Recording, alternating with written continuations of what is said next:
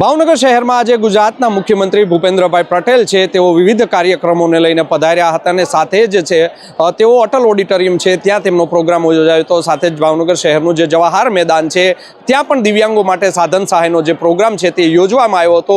આ પ્રોગ્રામ જ્યારે ચાલુ હતો ત્યારે મુખ્યમંત્રી ભૂપેન્દ્રભાઈ પટેલની સ્પીચ ચાલુ હતી, સાથે જ કેન્દ્રીય મંત્રી છે નીમુબેન બાંભણિયા તેઓની સ્પીચ જ્યારે ચાલુ હતી ત્યારે કે ભાજપના જે મંત્રીઓ છે, ધારાસભ્યો છે, ડીડીઓ છે, કલેક્ટર છે સહિતના જે લોકો છે મહાનુભાવો છે તે સ્ટેજ ઉપર એક તરફ મુખ્યમંત્રી અને તેમજ નીમુબેન બાંભણિયા છે કેન્દ્રીય મંત્રી તેમની સ્પીચ ચાલુ હતી ત્યારે મોબાઈલમાં છે તે વ્યસ્ત જોવા મળ્યા હતા। સાથે જ મહુવાના જે ધારાસભ્ય છે શિવાભાઈ ગોહિલ તેઓ છે તે ભર નિંદ્રામાં હોઈને તેઓ ઝોલે ચડ્યા હતા તેવા દ્રશ્યો છે તે આજે સર્જાયા હતા।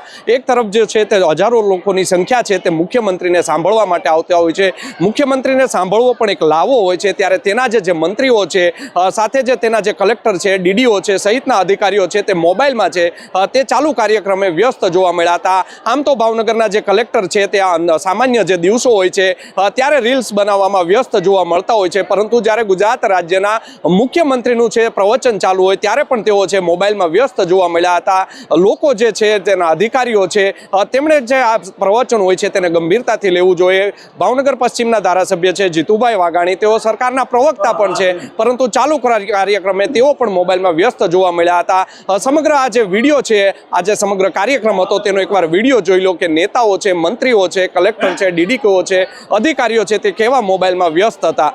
સરકારની સર્વોચ્ચ પ્રાથમિકતા છે છેલ્લા 11 વર્ષોમાં સુગમ્ય ભારત અભિયાન, દિવ્યાંગ પેન્શન યોજના, ઈડીપ યોજના તેમજ કૌશલ્ય વિકાસ અને સ્વરોજગારની પ્રોત્સાહન આપતી અનેક યોજનાઓના અસરકારક અમલીકરણ દ્વારા દિવ્યાંગજનોને નીતિ નિર્માણ અને વિકાસના ભાગીદાર તરીકે સ્થાન આપવામાં આવ્યું છે અને વરિષ્ઠ નાગરિકોને નિઃશુલ્ક સહાયક સાધનો ઉપલબ્ધ કરાવવામાં આવી રહ્યા છે। સમગ્ર દેશમાં 300 દિવ્યાંગ કેન્દ્ર બનાવવાનું લક્ષ્ય છે, તેમાંથી અત્યારે 100 શરૂઆત પણ થઈ ગઈ છે। દિવ્યાંગ ખેલાડીઓની પ્રતિભાને રાષ્ટ્રીય અને આંતરરાષ્ટ્રીય સ્તરે ઝળકાવીને દેશનું ગૌરવ વધારવા પણ મને એક દાદાએ જ્યારે કાનના મશીન દીધા ત્યારે દાદાએ એવું કીધું કે હું તો આપે વિડીયોમાં જોયું નિઃશુલ્ક દિવ્યાંગ સહાયના જે સાધન વિતરણ કાર્યક્રમ હતો તેમાં ભાવનગરના કલેક્ટર મનીષકુમાર બંસલ, ડીડીઓ હનુલ ચૌધરી, ગઢડા વિધાનસભાના ધારાસભ્ય શંભુનાથ બાપુ ટુંડિયા, કેબિનેટ મંત્રી જીતુભાઈ વાઘાણી છે તે મોબાઈલમાં વ્યસ્ત જોવા મળ્યા હતા અને બીજી બાજુ મુખ્યમંત્રી કાર્યક્રમમાં પોતાની સ્પીચ છે આપી રહ્યા હતા। સાથે જ જે મહુવાના ધારાસભ્ય છે શિવાભાઈ ગોહિલ તે પણ સ્ટેજ પર છે તે ઝોકે ચડ્યા હતા। તે તમામ વિડીયો જે છે આપે જોયા। મૃદુ અને મક્કમ ગણાતા જે ભૂપેન્દ્રભાઈ પટેલ છે રાજ્યના મુખ્યમંત્રી છે તેમને જાણે સાંભળવાની કોઈને ઈચ્છા જ ન હોય તે રીતે પોતાના મોબાઈલમાં છે તેઓ વ્યસ્ત જોવા છે તે મળી રહ્યા હતા, જેને લઈને સમગ્ર કાર્યક્રમમાં છે તેઓ ટીકાને પાત્ર બન્યા હતા। ભાવનગર શહેરમાં વિવિધ જે ખાતમુહૂર્તો છે 150 કરોડ રૂપિયાના ખર્ચે આજે યોજાયા હતા, તેમાં તેમણે હાજરી આપી હતી। સાથે જ આજે વિકલાંગોનો સાધન સહાયનો કેમ્પ હતો જવાહર મેદાન ખાતે, ત્યાં તેઓ હાજર રહ્યા હતા અને 1000 જેટલા જે વિકલાંગો છે તેમને સાધન સહાય કરવામાં આવ્યો હતો। ત્યારબાદ તેમનો કાર્યક્રમ છે તે ભાવનગરમાં જે છે ક્ષત્રિય સમાજની જે બોર્ડિંગ બની રહી છે ત્યાં યોજાયો હતો, ત્યાં પણ તેઓ પહોંચ્યા હતા અને તમામ જે ખાતમુહૂર્તો છે તેમના દ્વારા કરવામાં આવ્યા હતા।